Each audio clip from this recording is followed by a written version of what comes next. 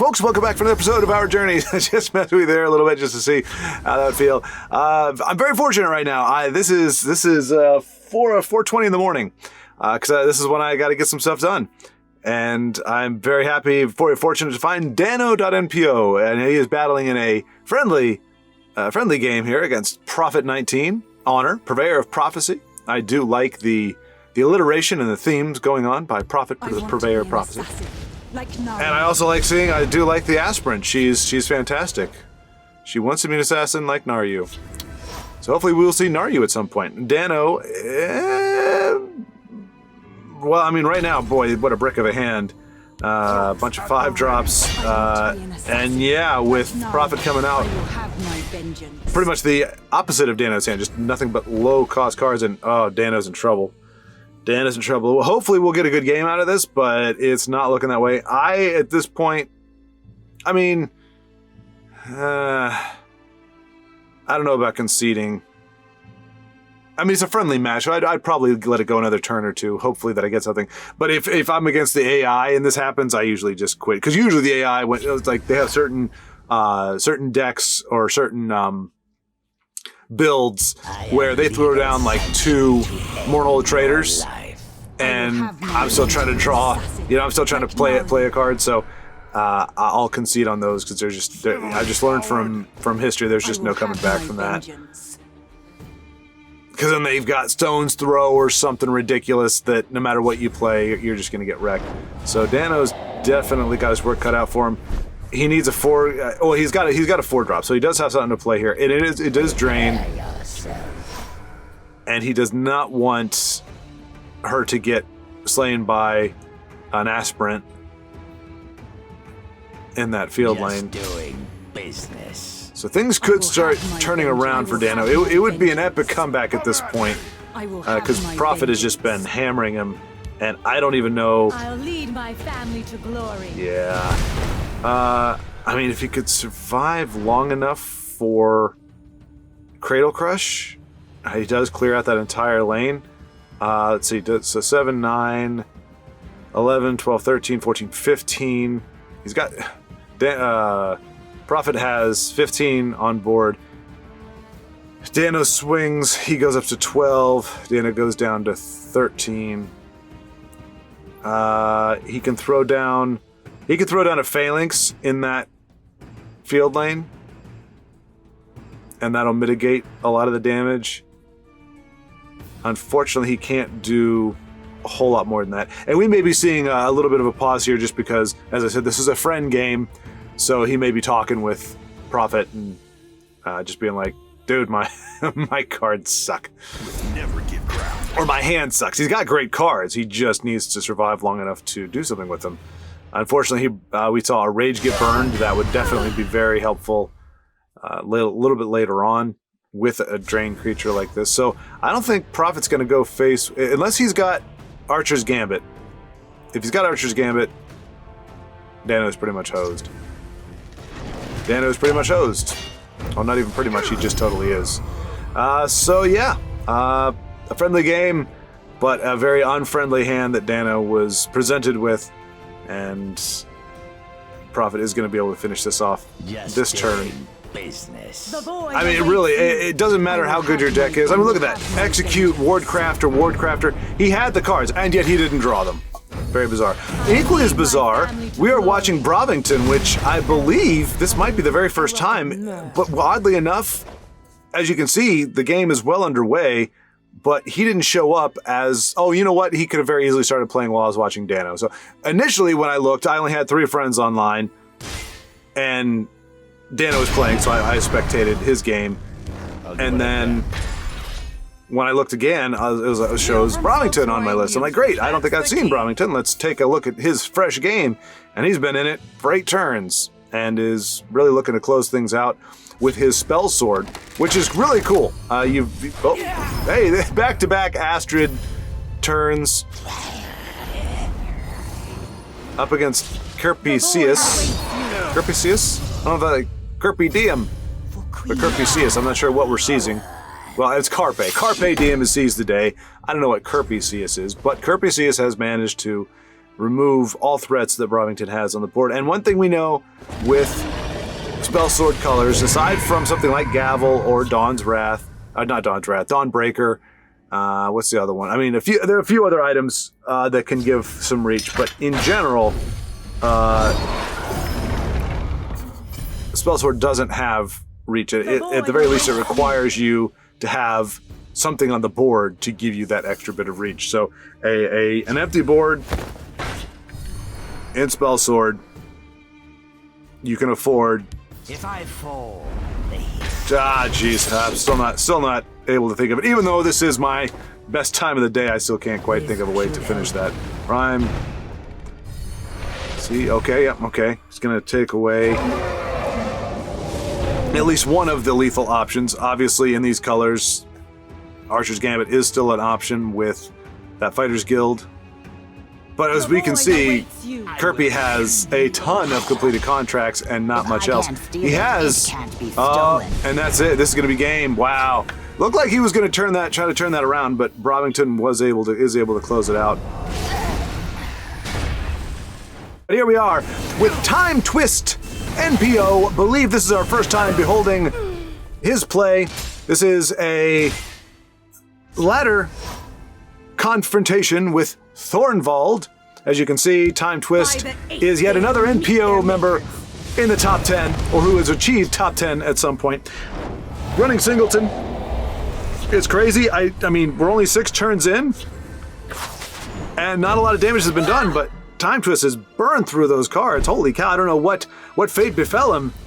I would say a corner club gone awry, but he doesn't have the right coloring for that. So yeah, not sure how we got here. Exactly. Not sure if the Knight of Orders, if he's going to use that to deprive Thornvald of his ward / card draw.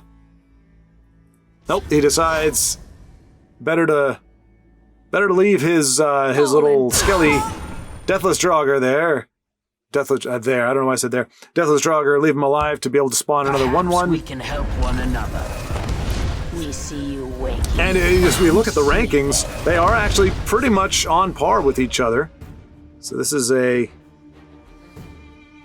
nice matchup in that regard. Definitely looks like Thornvald has a significant advantage, at least as we enter the game at this point. Rewarded, I would say, for hesitating to use that last turn. Is he going to break that rune? I don't think he will.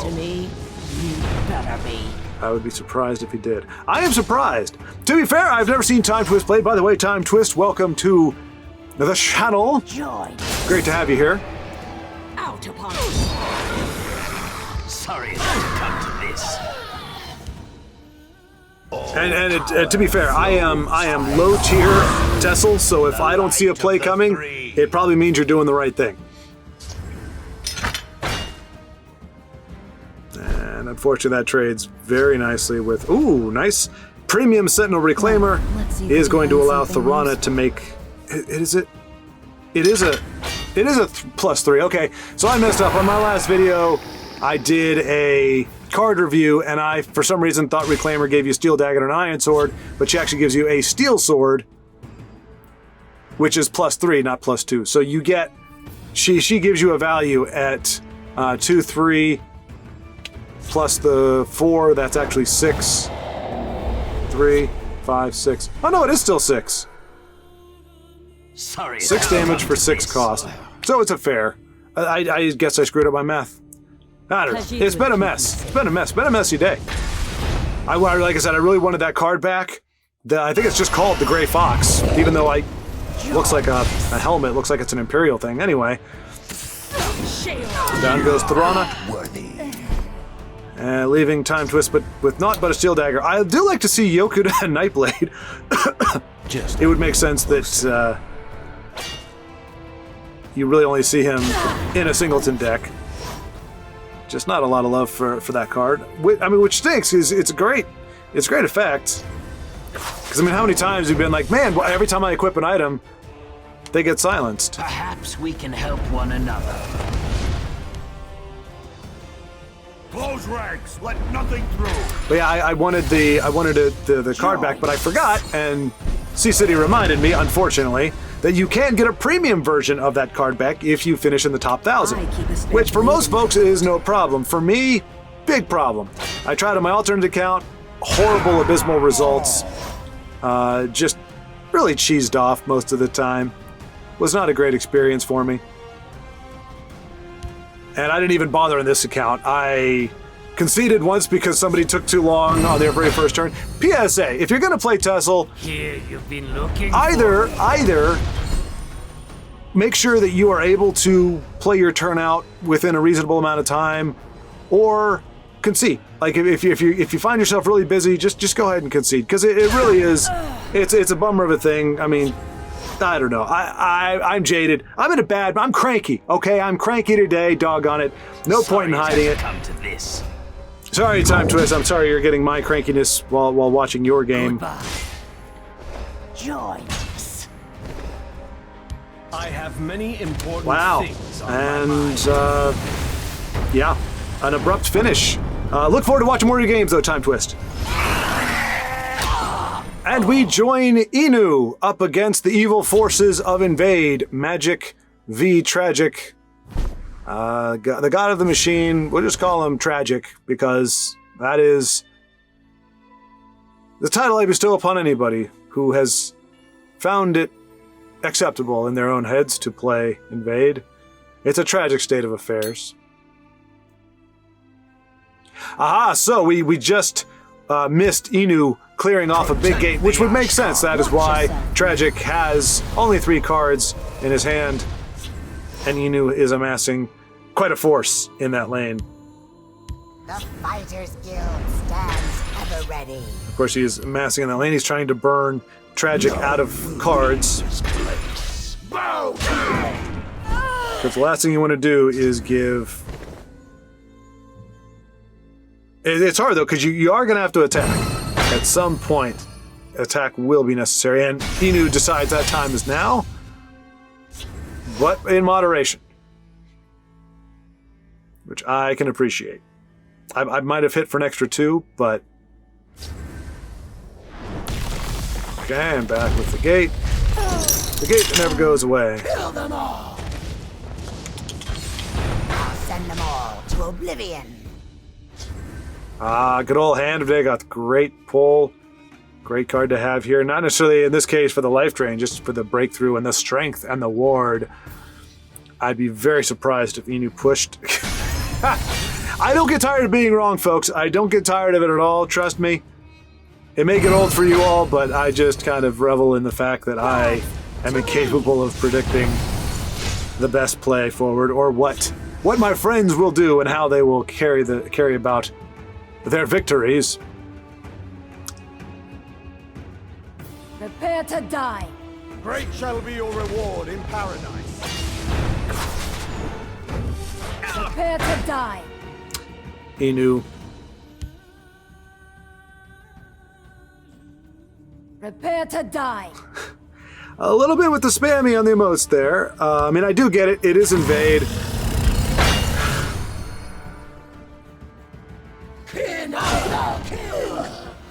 I'll send them all to oblivion. Little challenging there. You just never know what your opponent's going to come up It's with. a good day to die. Okay. He said prepare to die, and Tragic died. And we now tune in to Leecham 894 as he mixes things up in this weekend's event, which is the whatever gauntlet. They essentially play whatever the best deck is that you want. Yeah, I don't know what it's called. Really just the best gauntlet. And fun fact, Leecham actually massacred me on my alternate account earlier today. Wasn't even close, just completely flatlined it, had no way to answer. He even whiffed on a cunning ally, and I still couldn't capitalize. It was brutal. But what are you going to do? That's the way the game goes sometimes. But here we are now on Leecham's side of the board, and pulling for him against Capricorn Eyes, the Truthbringer. Playing Warrior. Hello, Warrior. Come out and play. Thirsty. Will Leecham make the trades, or maybe use his Morgul Gatekeeper Close ranks, let nothing through. to make the trade instead? No! Interesting. He's just going out. Aha, there we go. So, unless Capricorn has squished the Wimpy, Leecham has a heck of a board and is going to be able to do some significant damage next turn. This should help. Okay, so he takes 2 off. That's not the worst. I think Leecham's just going on the aggressive. I don't know that he's going to use his lightning bolt on anything except for face. He's like, I want my kitty to be a 5. Darn it. All right, so Leecham, I think the mentality here is just, I'll let you ramp up as much as you want. I'll give you as many cards as you want. I'm planning to finish this game by turn 8 or 9. And I think he'll be able to do it. He's got 8 reach. He only needs to do 9 damage in the next few turns. Ooh. Stings a little bit, but not as bad. I'm wondering if this is a Doomcraig. Doomcraig list. I think it may very well be. Yeah, I think this is a Doomcraig list. And Capricorn is able to whittle down Leecham's proud army down to 2. I mean, okay, I was going to say he could make the trade and then Cradle Crush that lane. We must protect. But has a douche of his own and pokes the Venom Tongue right between the eyes. Battle of the douches. Okay, there's probably a better way to phrase that, but who cares? Who cares? I'm in a crappy mood. But it's getting better. It's getting better. I'm a much happier camper watching than I am playing, that's for darn sure. But I do still play. I keep playing, just in my own way and in a limited capacity. Bit of a blockage there. The Find something useful. lumbering giant walking between. Let's see. So he's only got 7. He can, if he uses all his resources, he can fell the giant. Okay, he's going to use some of his reach on that. Okay. All right. Keeps, which is a good call. Unfortunately, one of those 2 dies to the tiny dragon. So he doesn't exactly keep 4 points on the board. But he does make Capricorn burn resources to do that. So if he wanted to use lightning bolt on the face, that would have been it. He wouldn't have filled the board. Here, he kept his board alive, forced some trades. I'll do what I can. And now he has an extra 2 points of damage that he can use to interact. They're in my sights. So I think we might see the 2-1 trade in, then the Cradle Crush. Nope. Keep your distance. Just kidding. See, this is why I'm a low tier. Low tier player, because I just don't see the same stuff that everybody else does. Which is okay, because once I came to grips with the fact that I was not going to be a professional TESL player, oh my gosh.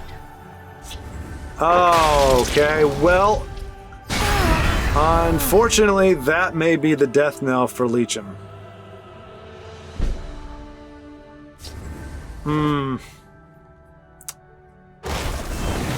And that helps. That definitely helps. Let's shed some That light also on the helps. problem. These are all very helpful things. He can rapid shot and firebolt, but again, just trying to push that damage. Only needs to do 2 more.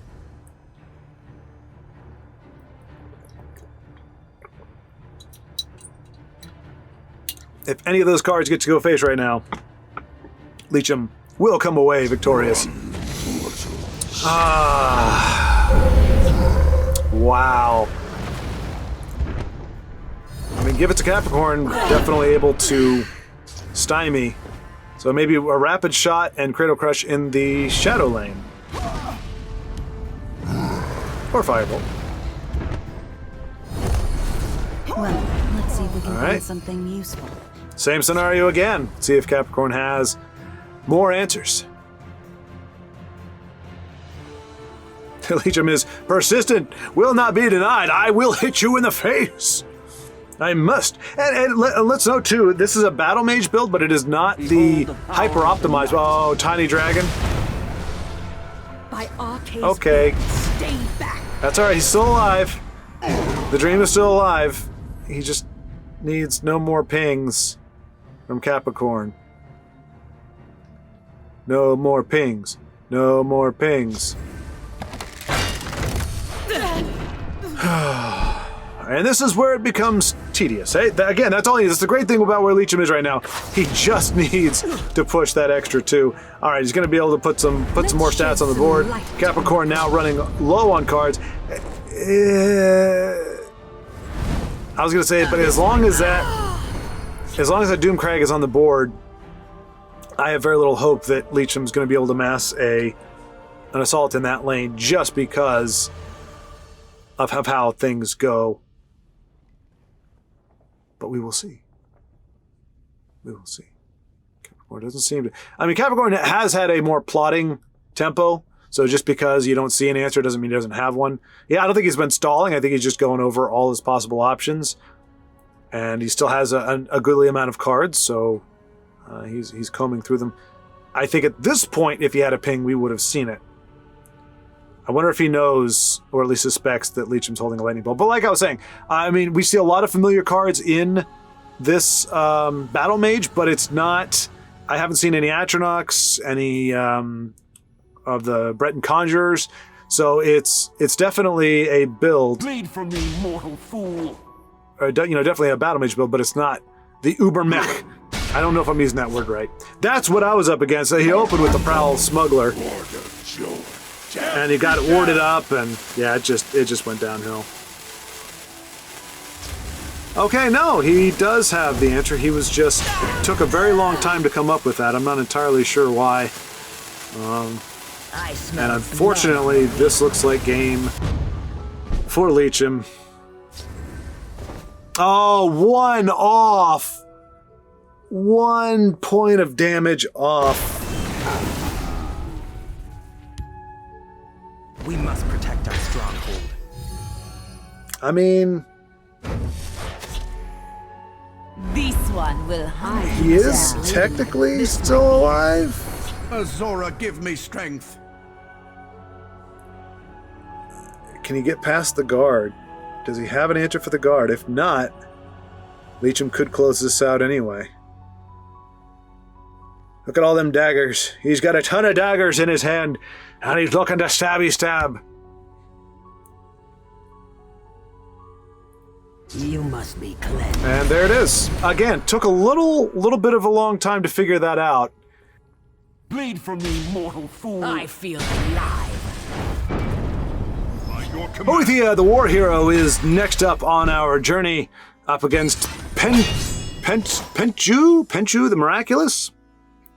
Boethia in the unenviable place. Gosh, I get sweaty palms just.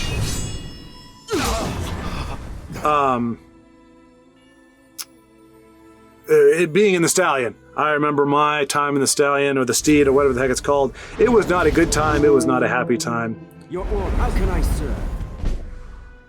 I did not enjoy myself. So let us hope that Boethia is going to quickly pass through it like so much. Man, every time I want to make a joke about passing through something, it ends up being, I think it's like diarrhea or something like that, and who wants to hear a joke like that? I mean, that's just a crappy joke. Hey-o! Anywho. Boethia seems to be on a ramp build. We fight as one. Which is pretty cool. I actually have one that I use against the AI. Don't bother playing it against anybody in particular, but I do like it. I don't have Mountain Lion or anything, but I do have Preserve of the Root, Stormhold Henchman, and the whole thing is ramp up and play a bunch of cards that benefit from that ramp in ways other than just having more Magicka to work with. In case in point, Preserver of the Root, great card. Has been the bane of my existence many times earlier on. You don't see it so much anymore, but I think that's more the nature of Scout and Telvanni more so than an indictment on the Preserver, who stands very mighty with his spiky mace. I'm ready for anything. And Penju playing the card, I believe it was Willpower. I think his name is just Willpower. But the Helgen Squad Leader, great epic to use in conjunction with tokens, because he can really get out of control fast. waters. Blood on the waters. Yar, I be a pirate Argonian. So an interesting twist here. Boethia, as the scout, has definitely taken an aggressive stance against Crusader, which is typically thought of as the aggressor. Aggressor. Another Thornvald henchman. Not necessarily what you want to see at this particular point. Not bad, but he really doesn't need to conserve Magicka. But it looks like he is fixing to wrap this up next turn. May the fates smile on So Khajiit. barring a Dawn's Wrath or Immolating Blast, neither of which would I expect from what looks like an aggro deck, I think Boethia has this one wrapped up nicely as a out of the normal bound scout. This one. Mine. Hello,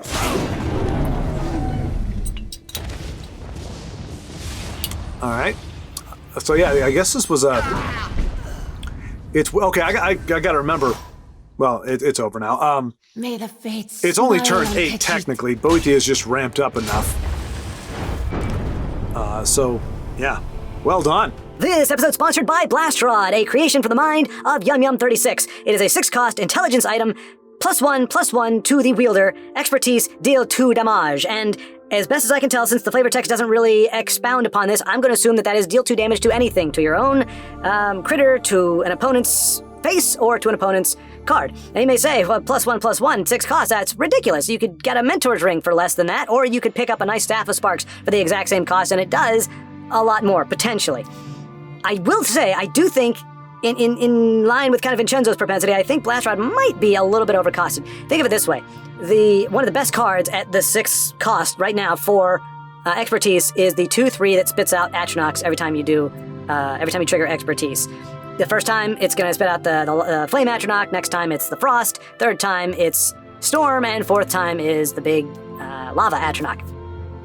It's very hard, though, because you have to... Like, there are ways to get 0-cost actions or items, but typically, you're going to have to use... You're going to have to pay a little something. So one of the reasons that the Atronach is great, or that the Atronach Summoner is great, but it can be really hard to summon, because by the time you get to turn 6, your opponent has access to all kinds of removal, silence. I mean, all your Shadow Fens are online, your Javelins, everything that is going to want to remove that piddly little 2/3. This +1/+1 is going to be fairly easy to remove by most standards, regardless of anything else, especially at a 6 cost. So you have all this Magicka invested, and it more than likely it's gone next turn, or it's silenced next turn. And that's one of the reasons why. I mean, now granted, I think in the case of the Atronach Summoner, I think anything lower than that could be a bit broken. Maybe at a 5, I don't know. But at 6 costs, it's pretty much where it needs to be. But it is very hard to trigger because it costs so much. You have to wait until you can play that with something else. And even then, you go, okay, well, even if it takes that long, and I have to play another item, 8 for a 2/3 that spawns a 5/3, not bad. I do think because of the nature of expertise, it's at the end of your turn the effect triggers, and I think that's fine. The problem is that means you either have to not break runes, or you're going to have to. I mean, you can try to play around it, but typically it's a little bit more difficult to survive the turn. You know, it's not like a lot of these other effects that take place when they're summoned. You got to survive the turn, and I don't know. I think that makes expertise a little bit harder to pull off. It's probably fine the way it is, but I'm just going to say that at 6, I think this might be costed out of viability. I think the effect is great. Deal 2 damage. I think it's wonderful. It's very flexible, but at a 6 cost, I want more of an impact or a bigger body. I can understand maybe because of what it can do, you don't want to give it more than +1 on the attack, but maybe +3 to make it a little more sturdy, so that it only, obviously if your critter is more apt to survive against something that isn't lethal or hard removal or silence. I mean, those 3 are pretty prevalent, obviously. Lots of decks are going to run those 3, so this is going to fall that. For a 6 cost that the only immediate effect is a +1/+1, and at the end of your turn, if it survives, because remember, you got to play it. At the end of your turn, you can deal 2 damage. I think maybe it'd be better to 5 cost, and I think it should probably have a few more stats on the back end just to make the card more robust for trades, because it's already +1/+1. That's probably not going to tip the balance enough But I like the card. I like the card, one, because I like expertise, two, because I like the fact that it is tied directly in with expertise, but also the deal 2 damage. It's almost like your little, what's that annoying little critter, the Dune Ripper that moves back and forth? The ability to do 2 damage to whatever you want. Right now, it's only Valorant, I think, but he's a 3, he does 3 damage, but he's also 11 cost, really hard to trigger, and a 3/3 body, he's probably going to be dead. So I do like the idea of it. I like the art. I think the art actually fits in really well. It almost looks like a, behold, my magnificent monster. Almost looks like a close-up of Manic Jack's hand. Even the color scheme is right there. I think it's in the right color itself. I think as a rare, I think that's probably fine. My mind always tries to come up with a unique legendary. I do like the fact that this is just a rare. It's nothing crazy cool. You can have 3 of these in your deck. But I think maybe a little bit of adjustment there, just because I don't see this lasting more than 1 turn, and a 6 cost for essentially a Firebolt and +1/+1. That's not. I don't know that it's got quite enough value for what it does. But I like the concept of what it does, and perhaps it is perfectly statted. It just strikes me as a little bit less. But anyway, thanks so much to Yum36 for this brilliant idea. Thank you so much for kicking a gander, and now back to the game. Our next game is Inu. The Yuki is added at the front because, for whatever reason, Elder Scrolls Legends won't let you just be 3 letters. So instead of Inu, he has to be Yukinu. But Inu Welcome, friend. welcomes Amirabass 1990 to the field. Both of them in on top 200 legendaries right now. Inu ranked a little bit lower, I guess. It's weird when you see it's higher number, but that means a lower rank. But they're both in the mix, probably just a few games off of each other. Behold, playing my Dagoth magnificent monster. and Amirabass. I'm wondering if I feel like this is the second time we've seen an aggressive tribunal, and I don't know if it's coincidence or if Amirabass is the aggressive tribunal we saw a couple days ago. I'm not really sure, but in any case, hoping to be able to get another Brovington game in as well. I think he's taking a pause between games, but great to see Inu. I got to see one of his games yesterday. We were gonna try to dual cast in Discord, but I unfortunately had to take my leave. I did have some stuff come up, which kind of just spared me from do the fish stick. Not from him, but like I said, I was in a really bad mood yesterday, in a really bad place, and if this was my job, that's one of those things you just got to power through, because that's what you get paid to do. This is still technically, even though I've kind of held myself to commitment, like, hey, I want to get at least, get 3 games done a week or 3 sessions done a week for TESL. I'm not beholden to anyone. I'm not on the clock. I'm not. It's not something I have to do, obviously. Now, if this was my job, full-time job, then yeah, then I just need to suck it up. But, half of the reason sometimes why, you're in a bad mood to begin with, or why you're tired to begin with, or you just don't feel like playing to begin with, is because a day's work takes it out of you.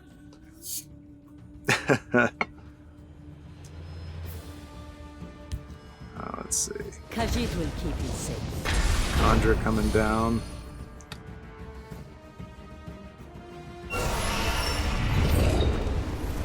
And you all can let me know as well. I wouldn't say I'm torn, but I'm trying to sort out. So somebody said, if you're casting a game, there's a difference between casting and commentating. Commentary. Commentary, I could just be talking about whatever. Personal life, things, craziness, ideas, what have you. In theory, all of it kind of coming back to TESL in some way, or inspired by TESL, but not necessarily doing play-by-play commentary on it. And I've heard some folks say that that's what they want, that's what they're interested in, that anybody can just talk about the game ad nauseum, but at some point that gets old.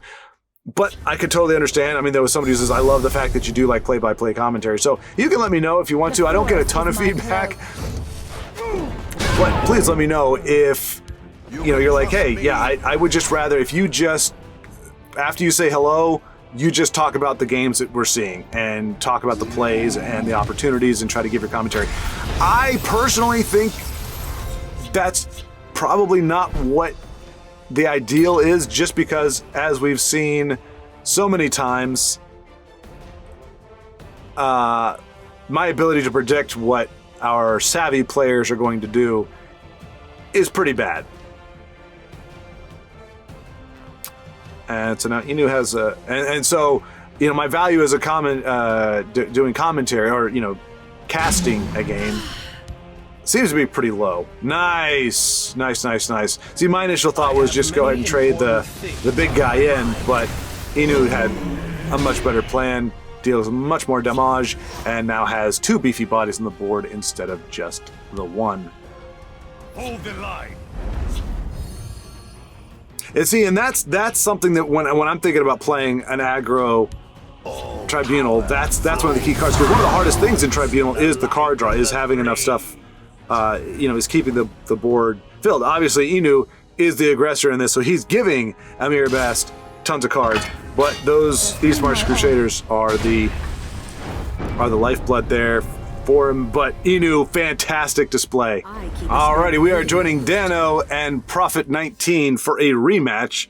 As we know, we really didn't get to see a good showing from that first game, where Dano didn't have anything to play before turn 4, and Prophet looks like Prophet is running back the same deck that he had before, I guess, a Slay Archer, and Dano has shifted over to Dagoth, and already he is in better position.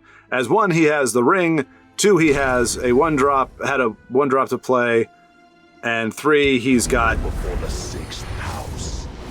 options already. So a much different experience. But what I was saying at the end of his last game, you saw he had Execute, which would have been fantastic if he had that in the first 3 turns. He had 2 Ward Crafters that he got later on. So I mean, that's the thing when it comes to games. I mean, that could have very well been a ladder game, could have been a gateway game, could have been an arena game, and well, not an arena, like a gauntlet game. And you get a loss, might be a big loss, and it was stacked against you. And I've seen Kai Fluffy and some others say that exact same thing. Sometimes you're just not going to win. Like there is no path forward, and that's something. It can be very difficult to wrap your mind around, that there are going to be some games that you are just going to win because. And the thing is, I don't enjoy either one. I don't like winning when my opponent has, when they've got nothing to play. I've actually had concessions on turn 3, literally, or turn 4, because literally they have not been able to play anything, and they're just like, screw it, I'm done. I lost on, in the gauntlet this weekend.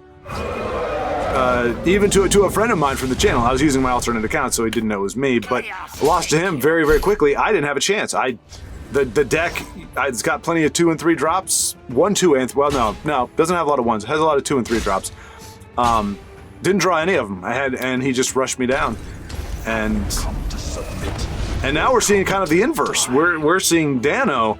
We just can't get a good game back and forth. It really looks like a fine display. Yeah.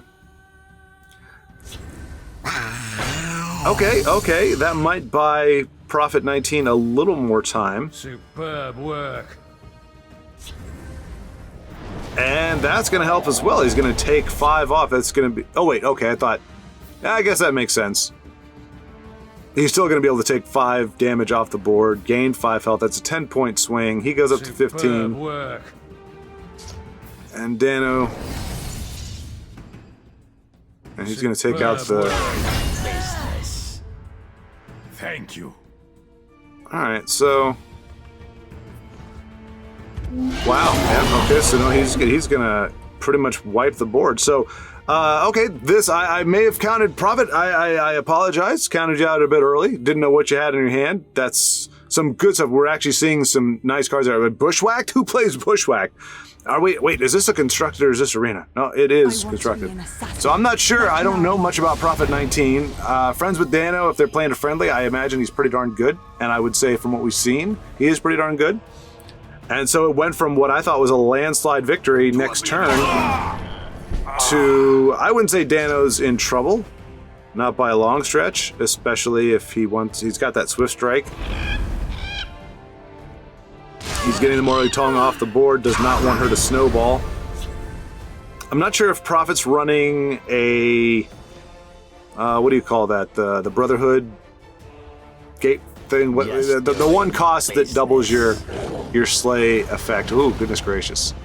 See, now that's another one that's going to require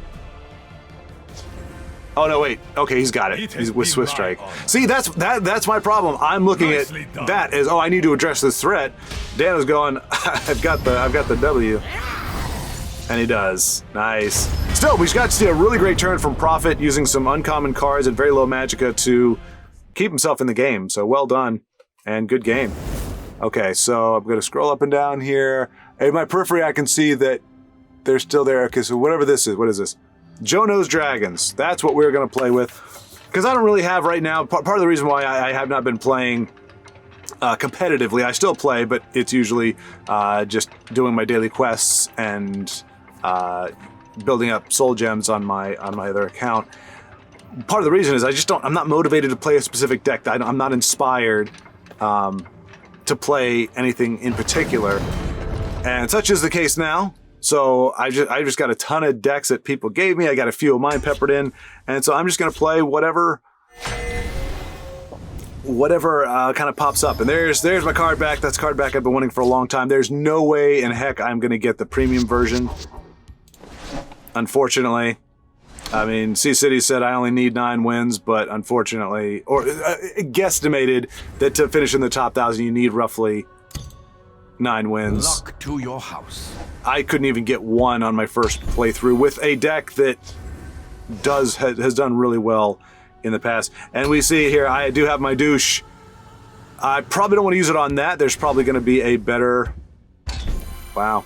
And the great thing is about the dragons, Fighter's will stands ever ready. I'm in no rush.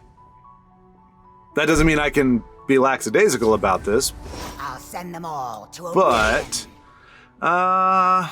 let's go ahead and ring out a mystery. I'm going to save, obviously, with both of these already up.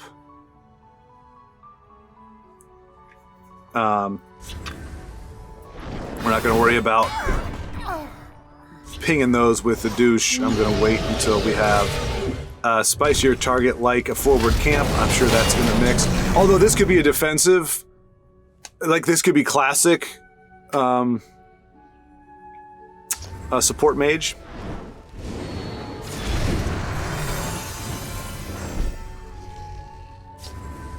This person, unit K9, definitely is not We can do this. is definitely not a noob to the game. Or he's not a noob in general. Noob. He's not a noob. He knows how to play this deck. College Winterhold, that's a good douche target. Not the best. There might be other ones. But we also have other douches. I don't know. I feel like there could be worse. Like gold... I want to say Goldenrod, a gold member. Neither one is what I'm thinking. Gold Brand is definitely... Do you want to get the buff now? What does this do again?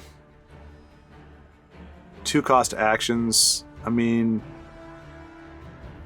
I'm just wondering if the douche is worth... Because like I said, I think Gold Brand is going to be a big deal. But you know what? You gotta play the board as it is now. So we're going to go ahead and get rid of that. Why not? We'll go ahead and play another quick down. Obviously, there's no doubt Dawn's Wrath and Immolating Blast are in the cards, literally, for Unit K9. Support mage, control support mage is going to have every kind of removal known to man. We're lucky an Ice Storm doesn't help him. Immolating Blast is going to be marginally helpful. And there's Goldbrand! Right on cue. Right on cue.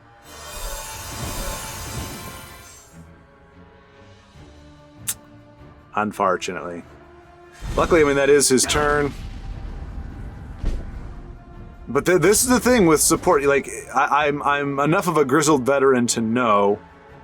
All right, here's the thing. Do I want to...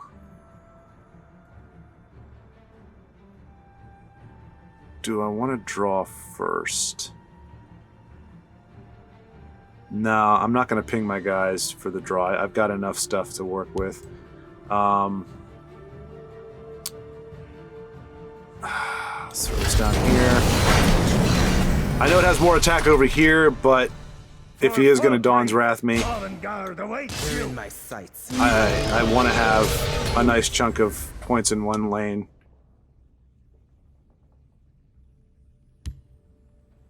I sell cures for all ills. There she is, of course. Now she can use Goldbrand twice. Then that's what I've learned. Support mage is very similar to like certain scout decks or like Telvanni, where you get once you get them under 10, that's when things start going screwy.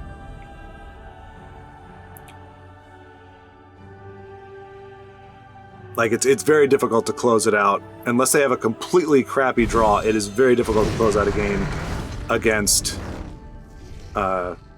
support. Like if you didn't have her, much different story. I mean, obviously, wouldn't have healed as much. Goldbrand only gets one shot. It's a much different game, but it does have a ton of cards in his hand, so we may just be doing concede efficiency here. I mean, granted, we have dragons, but I mean, I'm just at this point. I mean, I like support mage was one of the first ones I learned to hate, and I played it myself. But that doesn't mean I don't hate it. Especially when I'm up against it. I don't play it very often. Alright, so he's gonna die. He's gonna still be alive. And The Dark Brotherhood is a pox, and I shall cure it. I'm guessing there's gonna be another one of her coming down, or the guy who allows infinite stuff. He's not a guard, so he's not quite as bad, but he's still problematic. There he is! There he is! As I said, still problematic with Goldbrand on the board. I was hoping that, in a 50 card... Oh, he's got them both. Yeah, so I think we're just gonna... I mean, I just do not have the patience for that nonsense. He's just gonna do that. It would take, I don't know, 6 more turns before he actually makes a turnaround, but he's just gonna keep pinging me. You're just not gonna win that. And with that, we're gonna see who else is playing. We have caught Brovington in a bit of a tight spot, but he does have a 7/7 Undying Dragon on the board. And so it looks like he's been battered. He has been incredibly battered by Ketrin Piers, Jack of Trades. But we actually might see an Avatar Akatosh victory here. He really needs 2 more turns, and he'll be able to activate that unless Ketrin has some... Gold solves I don't think closing this out is an option at this point for him.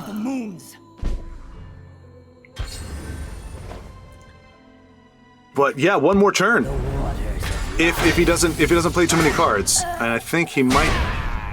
That might be it. Yes. All right, we're gonna see an Avatar. And Ketrin is going to be a good sport. Lets it happen. Brovington, nice. Fine display.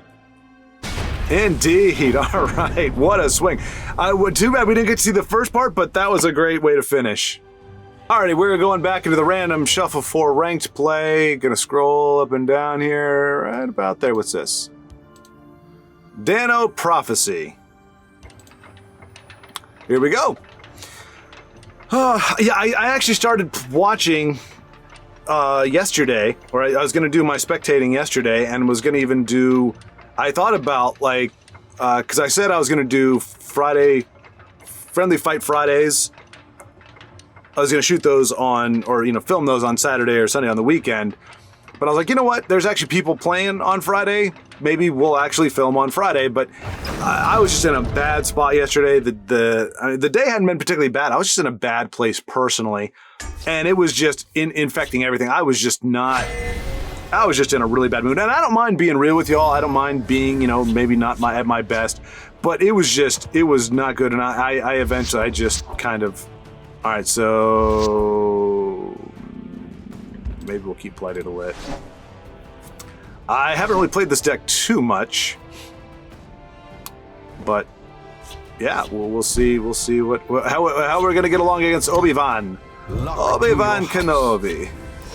Yeah, so and you can tell from the last game that I played, still a little tilted, at least as when it comes to this game in particular. Protector, I guess. Like someone who fights back. Blighted Elite next turn. I once knew a man from Baltimore. My sword was my wit. Wow. No, it's no good. It's a great way to start. My sword is as mighty as my head.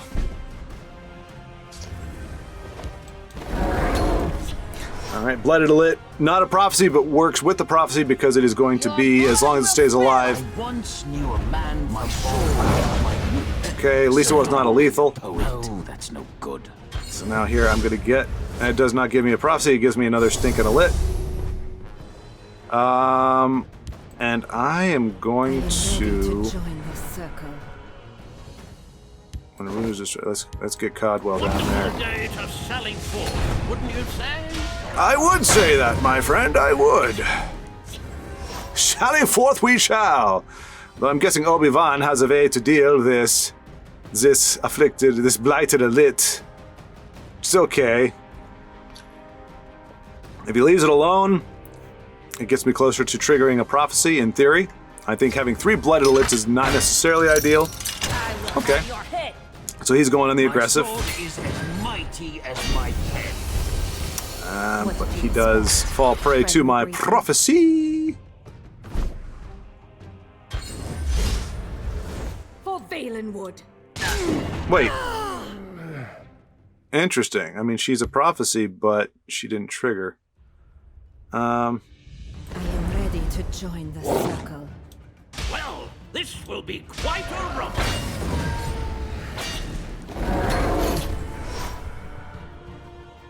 So we may pull this one out. It's going to be interesting. And it's an interesting build, so shout out to, I believe it was Dano. I have to remember, though, we are going to do 4 damage to ourselves. My goodness gracious. Don't you... Charge again, really? Okay, game, whatever. You do you. It's going to take out Codwell, I'm guessing. My sword is as mighty as my head. Okay, it does take out Codwell. Can we finish this off? 14, 18. Helpful, but what does this do? That is going to help. That is going to be the clincher for us. Hopefully. Did I do this wrong? What? Give an enemy creature and a friendly creature +2/+2. Yeah. So.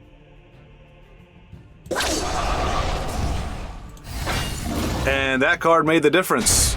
Otherwise, we would have been short. Once again, I'm coming in. So I'm missing things with Brovington just a little bit.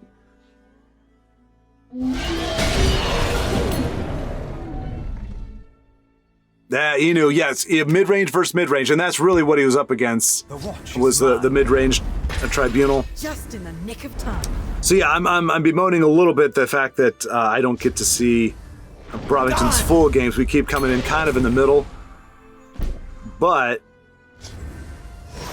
I think it's interesting in times like this where he's kind of on the back foot. Now, he is, and he did mention he does run New Era, and that actually is why Akatosh was able to do what he did. Remember we said a few games ago he looked like he definitely gotten beat up quite a bit by what I'm guessing was Moongate shenanigans. He was able to New Era, and that cleaned the board off for him to do the Akatosh thing. And we do see he does have Poopstone, but we all have our things to work out. He's also running Slay. This is what I was thinking of, the Brotherhood Sanctuary. And, okay, I thought he was going to go right for face. Brovington with an Edict. Also Calgrunteed. That might be what we see come down. Puts a big guard in that lane. And probably it would allow the Undying Dragon. Oh, we might get another Akatosh Avatar. 2 more turns. Kind of the same thing as before. I don't know if he played a New Era before we saw it again or what, but that is done. And that's it. Wow.